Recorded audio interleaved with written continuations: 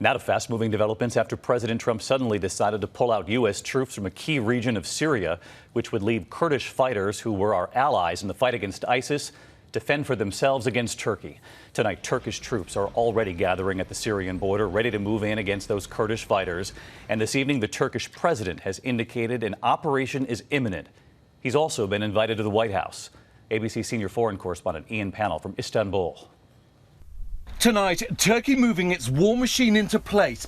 Long convoys of military hardware and special forces up to the border with Syria, setting the stage for a military invasion targeting the Kurds.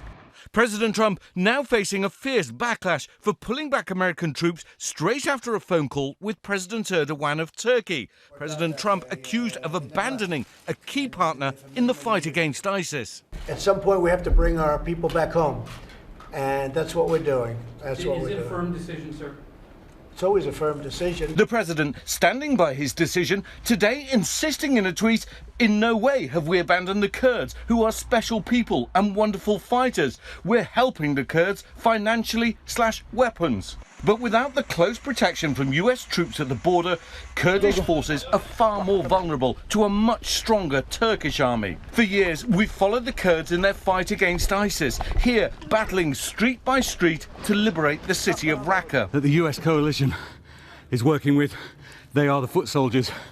We're moving up to their forward base. Sozdar was the Kurdish woman leading a band of soldiers. No body armour, no tanks or Humvees. That very night, she was killed in battle.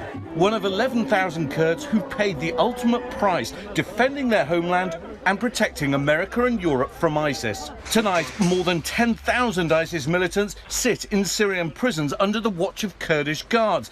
So what happens if those Kurds are forced to leave those prisons and fight the Turks? David on the ground asking about the threat of those fighters. There are reports up to 10,000 ISIS fighters are being held by American-backed forces right now.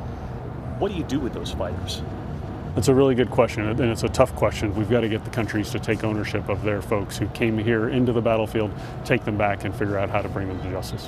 Now even bigger questions about those fighters. Ian joins us from Istanbul. And Ian, as you pointed out there, one of the major concerns are the thousands of ISIS fighters being watched, secured by our Kurdish allies. We had access to those prisons in our reporting there just weeks ago. Some of the prisoners telling us if they get out, they want to go after America.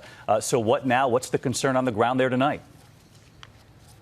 Absolutely, David, a very real danger. And what makes it even worse is that the Kurdish forces are now saying that if Turkey crosses over the border, then they're going to pull back their troops from the areas around the prison, other newly liberated areas, to try and reinforce the front lines. And also this evening, General Vattel, the former head of American forces in the Middle East, writing that President Trump's decision threatens to undo 5 years' worth of fighting against ISIS and also undermine America's credibility. David? A lot of moving parts on this as well. Ian, thank you.